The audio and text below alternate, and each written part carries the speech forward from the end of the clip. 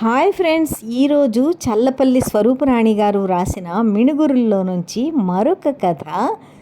Cycle తొక్కిన comrade కమల. ఆంధ్రప్రదేశ్లో communist ఉద్యమ చరిత్రను గ్రంథస్థం చేసిన వారు ఆ ఉద్యమంలో దళితుల త్యాగాలను, వారు నిర్వహించిన పాత్రను రికార్డు చేయడంలో వివక్ష చూపినట్లే దళిత స్త్రీల పాత్రను రాయడంలో కూడా మరింత నిర్లక్ష్య ధోరణిని ప్రదర్శించడం చూస్తాం. కమ్యూనిస్టు ఉద్యమంపై పుంఖానుపుంఖాలుగా వచ్చిన పుస్తకాలు ఆధిపత్య కులాల వారినే అసలైన ఉద్యమకారులుగా పేర్కొన్నాయి. ఉమ్మడి కమ్యూనిస్టు ఉద్యమంలో పాల్గొన్న దళితులను, దళిత స్త్రీలను ఆ గ్రంథాలు పేర్కొనలేదు. అరుదుగా రాసిన సందర్భాలు ఉన్నప్పటికీ వారి కృషిపైన లోతుగా దృష్టి సారించినట్టు కనిపించదు. అలాగే స్త్రీవాద ఉద్యమ చరిత్ర కూడా వారి పట్ల చిన్నచూపే చూసింది. అటు వర్గ శత్రువులైన భూస్వాములు, కాంట్రాక్టర్లు, పెట్టుబడిదారులతో పాటు పితృస్వామ్యం పైన, మూఢ ఆచారాలపైన అలుపెరగని పోరాటం చేసిన భూపతి కమల వంటి వారు కమ్యూనిస్టు, దళిత, స్త్రీవాద ఉద్యమాల చరిత్రలో కనిపించకుండా పోవడానికి ఆయా ఉద్యమాల కుల పితృస్వామిక పరిమితులే కారణం అనుకోవచ్చు. భూపతి కమల తూర్పుగోదావరి జిల్లా మలికిపురం గ్రామానికి చెందిన తొలితరం కమ్యూనిస్టు నాయకుడు, ప్రముఖ రచయిత అయిన భూపతి నారాయణమూర్తి భార్య. అంతకంటే కుల భూస్వామ్యం మీద, పితృస్వామిక అణచివేత మీద, మూఢనమ్మకాల మీద జీవితకాలం పాటు అలుపెరగని పోరాటం చేసిన యోధురాలు. ఆమె అసలు పేరు పుల్లమ్మ. ఆమె భర్త భూపతి నారాయణమూర్తి ఆమెకు ఆధునికంగా కమల అనే పేరు పెట్టారు. 1926 సంవత్సరంలో తూర్పుగోదావరి జిల్లా కోనసీమ ప్రాంతంలో మోరి అనే గ్రామంలో పల్లా వెంకన్న, మంగమ్మ అనే నిరుపేద దంపతులకు 4వ సంతానంగా పుట్టింది కమల. ఆమె 1940వ సంవత్సరంలో అభ్యుదయ భావాలు కలిగి పాఠశాల విద్యనభ్యసించిన భూపతి నారాయణమూర్తిని వివాహం చేసుకుంది.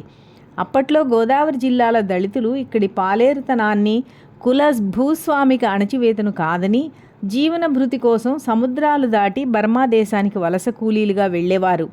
వారిలో భూపతి నారాయణమూర్తి తండ్రి వీరాస్వామి కూడా ఒకరు కావడం వలన బాల్యం నుంచే నారాయణమూర్తిలో గొప్ప చొరవ, అభ్యుదయ భావాలు ఉండేవి.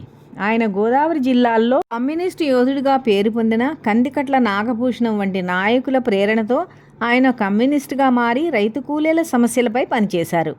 తర్వాత కాలంలో ఆయన రచనా వ్యాసంగాన్ని ఉధృతం చేసి అనేక సామాజిక అంశాలపై పుస్తకాలు రాసి ప్రచురించారు. అయితే ఆయన చదివే పాఠశాలలో కుల వివక్ష కలిగిన ఒక బ్రాహ్మణ ఉపాధ్యాయుడు కర్రతో తీవ్రంగా కొట్టడం వల్ల ఆయన చెవులు రెండు పనిచేయడం మానేసి శాశ్వతంగా బధిరుడయ్యాడు. ఆయన బధిరత్వం తన ఉద్యమ స్ఫూర్తిని నిరోధించలేకపోయింది. నారాయణమూర్తి యువకుడుగా ఇల్లు పట్టకుండా తిరుగుతున్నాడని ఆయన తల్లి భూపతికి పెళ్లి చేయాలని భావించి దగ్గరలో ఉన్న మోరీ గ్రామంలో పెళ్లి సంబంధం చూసింది. ఆయనకి తన కాబోయే భార్య కొంతైనా చదువుకుని సామాజిక స్పృహ ఉన్న మనిషి అయితే బాగుండు అనే కోరిక ఉన్నప్పటికీ తన తల్లి మాట ప్రకారం ఆమె చూసిన సంబంధానికి కట్టుబడ్డాడు. అయితే ఆయన బధిరుడు అయిన తన్ని ఆ అమ్మాయి పెళ్లి చేసుకోవడానికి అంగీకరిస్తుందో లేదో అని ముందు వధువు అభిప్రాయం కనుక్కొని ఆమె అంగీకారంతోనే ముందుకు వెళ్ళాడు. తల్లిదండ్రులే కాదు, భూపతి తల్లిదండ్రులు కూడా రెక్కాడితే కానీ డొక్కాడని పేదలు కావడంతో ఆమె మొదటి నుంచి శారీరక శ్రమతో కూడిన పొలం పనులు చేయడం నేర్చుకుంది. కూలి పనికి వెళ్ళి వర్షంలో తడిసి వస్తే మార్చుకోవడానికి మరొక చీర లేని స్థితి ఆమెది. అయినా ఎప్పుడూ బాధపడింది లేదు. చాలని తిండి బట్టలతో నెట్టుకొచ్చే పరిస్థితి అయినా కూలీ నాలీ చేసి భర్త నారాయణమూర్తి ప్రోత్సాహంతో చదువుకోవడం ప్రారంభించింది. పగలంతా పొలం పని చేసి అలసిపోయి వచ్చి ఒకవైపు నిద్ర ముంచుకొస్తున్నా అక్షరాలు దిద్దడం మానలేదు. ఆమెకి భూపతి చదువుతో పాటు కమ్యూనిస్టు ఉద్యమం పట్ల కూడా మంచి అవగాహన కలిగించాడు. ఎంతో నిశిత పరిశీలన, అసాధారణమైన జ్ఞాపక శక్తి కలిగిన కమల అతి తక్కువ కాలంలోనే విప్లవ సాహిత్యం, మార్క్సిస్టు సిద్ధాంతాల గ్రంథాలు చదివి అర్థం చేసుకునే స్థాయికి వచ్చింది. భూపతి ఆమెకు చదువుతో పాటు సైకిల్ తొక్కడం కూడా నేర్పించారు. ఆమె సైకిల్ పైన తిరిగి అన్ని పనులు స్వయంగా చేసుకునేది. కమల ఆ కాలంలో రాజోలు ప్రాంతంలో సైకిల్ తొక్కిన మొట్టమొదటి మహిళ అనుకోవచ్చు.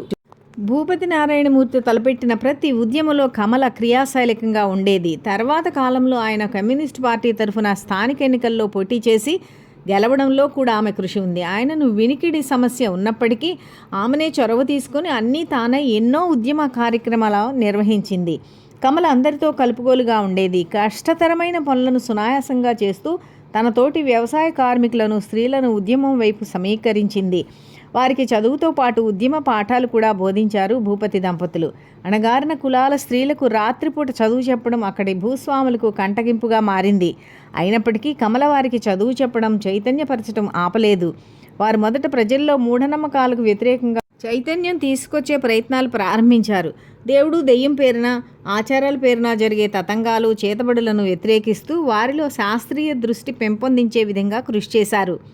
భూపతి దంపతులకు నాస్తిక ఉద్యమకారులైన గోరా గారితోనూ, చార్వాక రామకృష్ణ గారితోనూ మంచి సంబంధాలు ఉండేవి. గోరా, హేమలత లవణంలను రాజోలు ప్రాంతానికి పిలిపించి చైతన్యపూరితమైన సభలు ఏర్పాటు చేశారు. క్రమంగా స్త్రీలలో మూఢనమ్మకాల పట్ల వ్యతిరేకత వచ్చి వారు అర్థం పర్థం లేని అంధవిశ్వాసాలను వదలడం ప్రారంభించారు. కమల జనంలో శాస్త్రీయ దృష్టిని పెంపొందించే ముందు తన కుటుంబం వాటిని ఆచరించి చూపాలని అనుకుని తాను నమ్మినట్లే పూజలు, వ్రతాలు చేయకుండా సాంప్రదాయాలకు గుర్తులైన నుదుటి బొట్టు, మంగళసూత్రం, కాలికి మెట్టులు పెట్టుకోవడం మానేసి ప్రజల్లో ఆదర్శంగా నిలిచింది. ఈ విషయంలో అగ్రకులాల్లో సైతం కొందరు వారి కార్యాచరణను చూసి ఉద్యమం వైపు ఆకర్షితులయ్యేవారు. భూపతి, కమల దంపతులు కులాంతర, మతాంతర కట్న కానుకలతో నిమిత్తం లేని సాంప్రదాయ విరుద్ధమైన సామాజిక వివాహాలను వందల సంఖ్యలో నిర్వహించడం విశేషం. రవాణా సౌకర్యాలు అంతగా లేని రోజుల్లో ఆడపిల్లలు ఒక ఊరు నుంచి మరొక ఊరు సుమారు 10-15 మైళ్ళు నడవడం అంటే వారికి కష్టమై చదువు మానేసేవారు.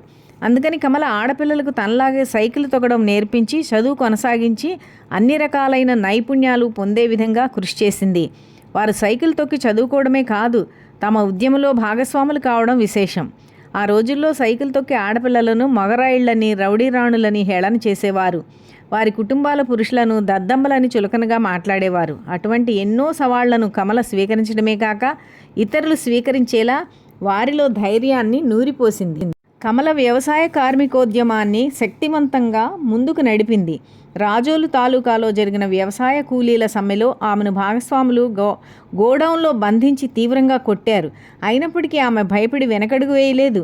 ఆమె పట్టుదలతో సాగించిన సమ్మె కారణంగా జీడిపప్పు కార్మికుల కూలీ రేట్లు పెరిగాయి. 1946 సంవత్సరంలో వ్యవసాయ కూలీల ర్యాలీ విజయవంతంగా జరిగింది. అందులో అనేక మంది మహిళలు కమల నాయకత్వంలో పాల్గొన్నారు. ఆమె తన ఉద్యమ కార్యక్రమాలను గోదావరి జిల్లాలకే పరిమితం చేయకుండా అవసరమైనప్పుడు ఇతర ప్రాంతాలకు కూడా విస్తరింపచేసింది. కృష్ణా, గుంటూరు జిల్లాల్లోని కొన్ని గ్రామాల్లో పోలీసులు పెత్తందారీ కులాల ప్రలోభాలకు లొంగి పేద వ్యవసాయ కార్మిక స్త్రీలను వివస్త్రాలను చేసి గాంధీ బొమ్మ చుట్టూ ప్రదక్షిణాలు చేయిస్తున్నారని అక్కడి కమ్యూనిస్టు నాయకులు కమలకు కబురు పంపగా ఆమె తన ఉద్యమ సహచరులను అక్కడికి తీసుకెళ్లి పోలీసులకు, అగ్రకుల భూస్వాములకు వ్యతిరేకంగా పెద్ద ఎత్తున ర్యాలీ నిర్వహించడం విశేషం. వ్యక్తిగతంగా కూడా కమల భూపతి నారాయణమూర్తి జీవితంలో ఎంతో వెలుగు నింపింది. ఆయన ఉద్యమంలోనూ పేద పనుల్లోనూ భాగస్వామి అయ్యింది. ఇక్కడ దొరికే కూలీ అంతంత మాత్రంగా ఉన్నప్పుడు ఆయన జీవనోపాధి కోసం బర్మా వెళ్ళి వస్తే మరికొన్ని సందర్భాల్లో ఆమె కూడా పని కోసం గల్ఫ్ దేశాలకు వలస కూలీగా వెళ్ళి డబ్బు సంపాదించి కుటుంబ భారాన్ని మోసింది. గల్ఫ్ నుంచి తిరిగి వచ్చాక 1990వ దశకంలో జరిగిన సారా ఉద్యమంలో ఆమె క్రియాశీలకంగా పాల్గొంది.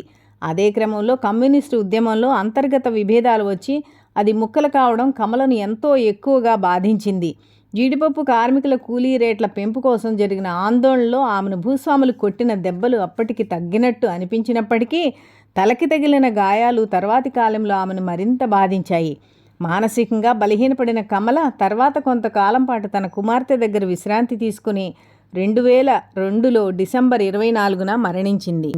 భూపతి నారాయణమూర్తి, కమల దంపతులు కమ్యూనిస్టు ఉద్యమాన్నే తమ ఊపిరిగా శ్వాసించారు. వారికి కలిగిన ఒకే ఒక్క ఆడబిడ్డకు కార్ల్ మార్క్స్ జీవన సహచరి జెన్నీ పేరును ప్రేమగా పెట్టుకున్నారు. కమల ఉద్యమ సహచరులు కామ్రేడ్ బూసిలీలా, శ్రీదేవి, కడలి మహాలక్ష్మి, కందికట్ల లక్ష్మి, మేడిద మేరీ, సరస్వతి, మాట్టాడి కాంతమ్మ, గొల్లమందల రోజీ, మేడిద అనసూయ, అప్పారి జానికమ్మ తదితరులు కూడా ఉద్యమానికి ఎంతో సహకారం అందించి తమ జీవితాలను వ్యవసాయ కార్మికోద్యమం కోసం ధారపోశారు. కమల మరణించినప్పుడు వారు ఆమె స్మారక స్తూపం నిర్మించి ప్రతి సంవత్సరం ఆమె వర్ధంతి నాడు కమల సంస్మరణ కార్యక్రమాలు క్రమం తప్పకుండా నిర్వహించడం విశేషం. గొప్ప ధైర్య సాహసాలతో పాటు త్యాగానికి, నిబద్ధతకు మారుపేరైన కామ్రేడ్ కమల జీవితం ఎప్పటికీ స్ఫూర్తిదాయకమే. విన్నారు కదండి, అద్భుతమైన వ్యక్తిత్వాన్ని కలిగిన కమల గారి జీవిత చరిత్ర ఎందరికో స్ఫూర్తిదాయకం. స్వరూపరాణి గారు చెప్పినట్లు మిణుగురులు చాలా చిన్నవైన, వాటి వెలుగు చాలా చిన్నదైన చిట్టడవిలో మాత్రం అవి అద్భుతమైన దారి చూపించే ఒక గొప్ప కాంతి కిరణాలు. వీడియో మీకు నచ్చిందండి? నచ్చితే లైక్ చేయండి, కామెంట్ చేయండి, సబ్స్క్రైబ్ చేయడం మర్చిపోకండి. మీ ఫ్రెండ్స్ కూడా షేర్ చేయండి. ఇంకా బోలెడన్ని మిణుగురులు ఉన్నాయి మీ దగ్గరికి రావడానికి. కాబట్టి మీకు అలర్ట్ కావాలి కదా, సబ్స్క్రైబ్ చేయడం మర్చిపోకండి. మరి ఇంకొక వీడియోతో మళ్ళీ వస్తాను. అంతవరకు సెలవు.